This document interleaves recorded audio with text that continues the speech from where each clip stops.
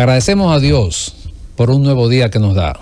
Iniciamos nuestro programa de hoy de la receta médica con los lunes urológicos. Agradecemos a Dios, como siempre, a don Bienvenido Rodríguez y a su familia que nos permite llegar a todos ustedes cada lunes en los lunes urológicos.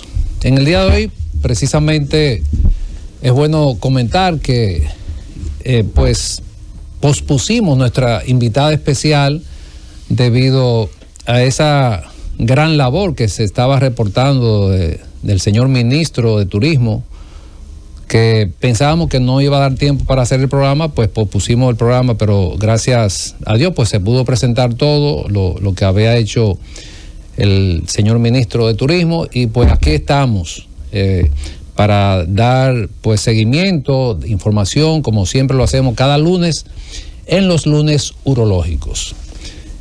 Iniciamos con el tip urológico de la semana. ¿Sabías que no todos los cálculos urinarios necesitan cirugía? Pues la posibilidad de expulsar una piedra depende de muchos factores. Dentro de ellos, el tamaño del cálculo o de la piedra, la anatomía de cada paciente. Los cálculos menores de 5 milímetros tienen aproximadamente un 65% de probabilidad de expulsarse con tratamiento o sin tratamiento. Pero cuando el cálculo es mayor de 5 milímetros, esa probabilidad disminuye considerablemente y puede requerir tratamiento médico o quirúrgico. No todos los cuerpos son iguales. La forma del uréter, el grado de obstrucción, la ubicación de la piedra, el dolor también influyen en este sentido.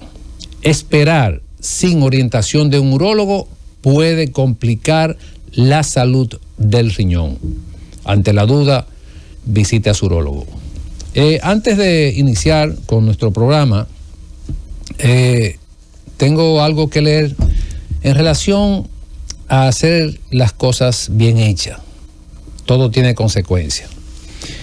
El sábado en la mañana, 6:30 de la mañana, yo estoy en un semáforo que está en rojo y la persona que está detrás empieza a tocarme la bocina, pero está en rojo el semáforo.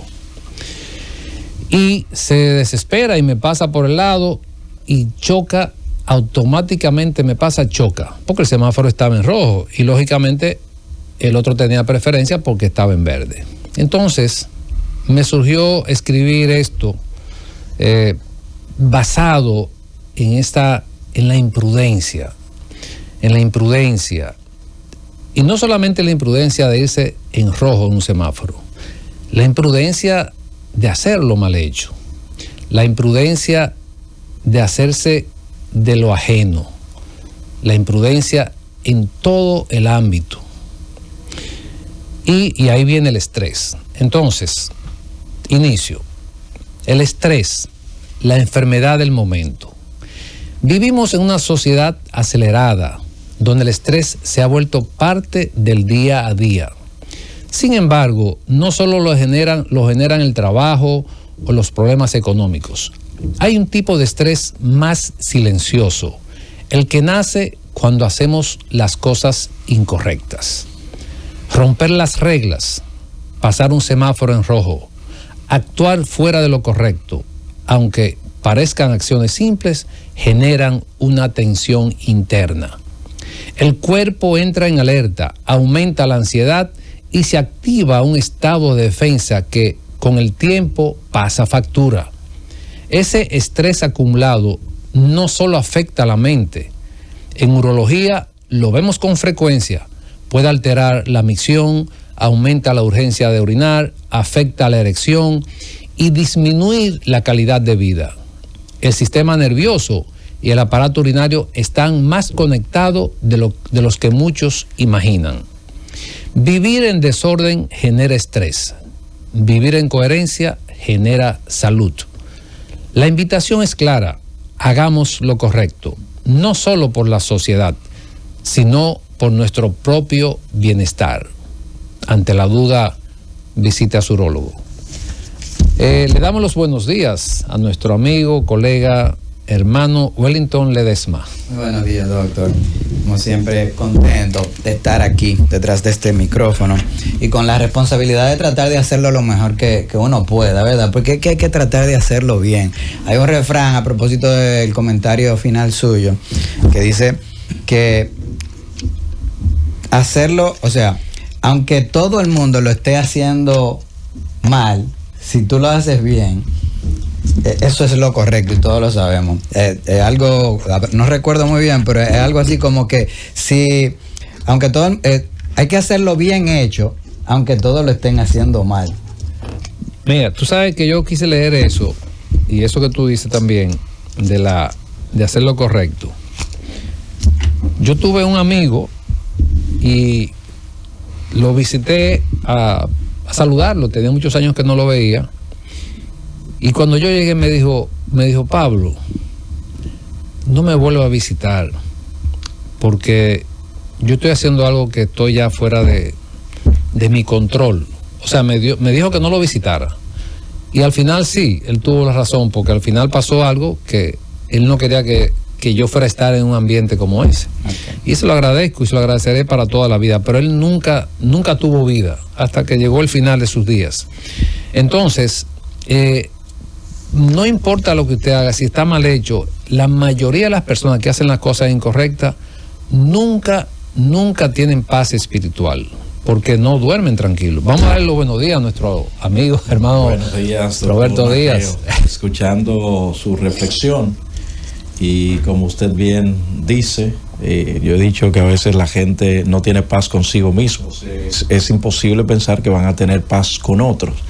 Hay personas que viven una guerra constante internamente, personas que a veces no se ponen en paz con ellos mismos, porque esto de la paz y la convivencia con los demás debe comenzar con uno mismo. Ya lo decía Sócrates desde hace mucho tiempo, uno debe conocerse, autoevaluarse, y ahí entra una parte muy importante de lo que hoy en día se habla. Un momento fue la inteligencia social, hoy en día pues muy desarrollado por Goleman, la inteligencia emocional, que es sumamente importante en estos días de tanta ansiedad, de tanto estrés.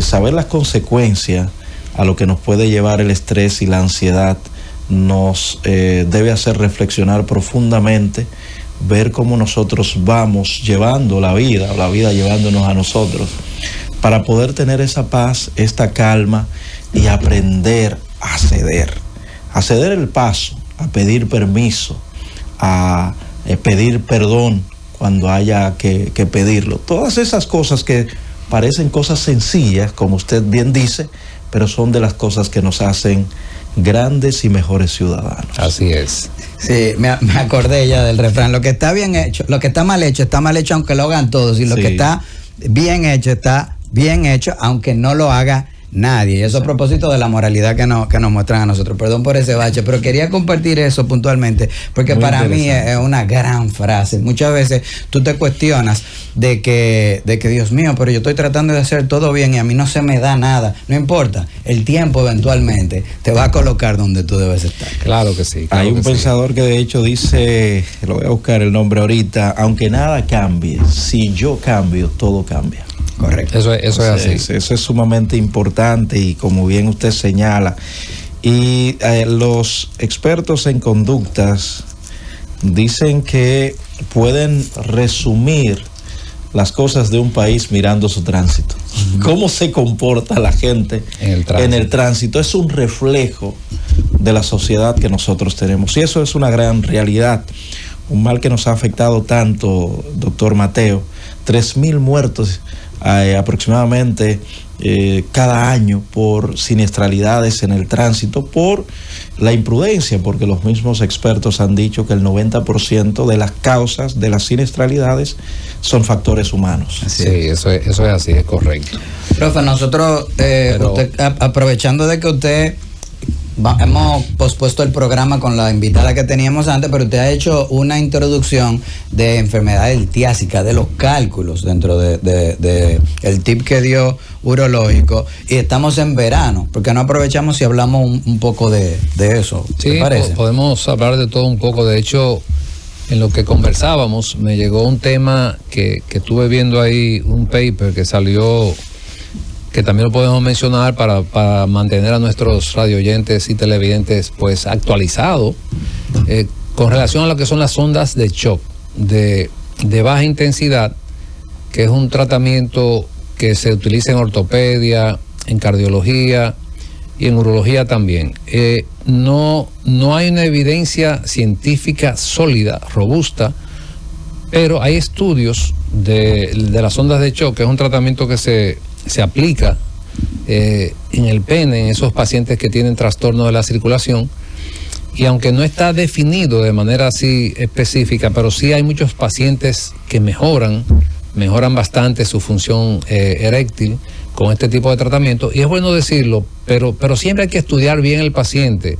Ellos hacen énfasis en que a estos pacientes que se les ofrece las ondas de shock de baja intensidad, que son unos, vamos a decir, ultrasonidos que se aplican en el pene, hay que explicarle al paciente bien cuál es el porcentaje de posibilidad que esto funcione, ver el tipo de paciente, ver la comorbilidad. Cuando hablo de comorbilidad me refiero que no es lo mismo, por ejemplo, nosotros ofrecerles ondas de shock a un paciente, por ejemplo, que no tenga ninguna condición, que no sea hipertenso, que no sea diabético, a un paciente que sea hipertenso y que sea diabético. La respuesta va a ser muy diferente en estos tipos de pacientes. Entonces, es importante la conversación con el paciente, porque generalmente en salud, no solamente en urología, en muchas áreas, pero en urología que abarca lo que es la salud sexual, el paciente tiene muy altas expectativas en todo. Y el diálogo es importante. De hecho, últimamente nosotros estamos tratando de que hay pacientes que van a cirugía en algunos procedimientos, como son, por ejemplo, los implantes de pene, los pacientes que van a cirugías oncológicas. Estos pacientes nosotros lo estamos hablando por psicología y por psiquiatría. Se ve mucho y probablemente pero sí nosotros lo estamos haciendo. El paciente, y hay pacientes que se resisten, lamentablemente no lo estamos tratando porque es un paciente que no está completo evaluado y no tiene la información que nosotros tenemos que darle. Hoy en día yo creo que la información es vital para todo. Lo que son las complicaciones también, que hay que mencionarlas, nunca deben pasar por alto, que todo es sencillo, que todo es simple. No, las complicaciones están en todos los procedimientos, desde infecciones, sangrado y la muerte. Entonces, todo esto hay que hablarlo, hay que conversarlo con el paciente y también escribirlo en el consentimiento, para concientizar, para interactuar tanto con el paciente como con los familiares también. Eso es fundamental lo que usted está diciendo, profe, porque uno en la entrevista se da cuenta incluso cuando el paciente no está entendiendo lo que tú estás diciendo, Roberto, incluso cuando el paciente no quiere entender, que esa es la otra cosa. Exacto. Porque hay veces que tú le estás explicando y es un paciente que es astuto y es inteligente, pero en ese momento él tomó la decisión, incluso a veces inconsciente, de defender algo. Tú vienes y le dices, bueno, yo quizás lo habría hecho diferente, nunca echando el trabajo de alguien pero a nosotros nos buscan por segunda opinión. Tú le dices, yo quizás lo habría hecho diferente por esta razón o aquella razón, pero cuando el paciente ya invirtió un dinero, escuche esto, profe, porque me pasó recientemente, el paciente, tú le dices, bueno, ese tratamiento, él viene y te dice, no funcionó, por decir el ejemplo de las ondas de choque. Y tú dices, bueno, hay otras cosas que se pueden hacer. Uno se le explica todo al paciente y el paciente, pues entonces decide. Y hay cosas que se pueden hacer antes de eso, precisamente porque involucra, aunque uno no se lo diga al paciente, un costo importante. Y en base a eso él tiene unas expectativas. Pero esas expectativas que él tiene, no hay una certeza de que porque tú pagues un dinero tú vas a retornar la salud de la forma que la tenías antes. Y eso hay que ser muy honestos con. Mira, eso que tú dices, y sería bueno que abramos al público para interactuar y que luego de la pausa. Pues vamos a la pausa primero. Ok, nos vamos a la pausa.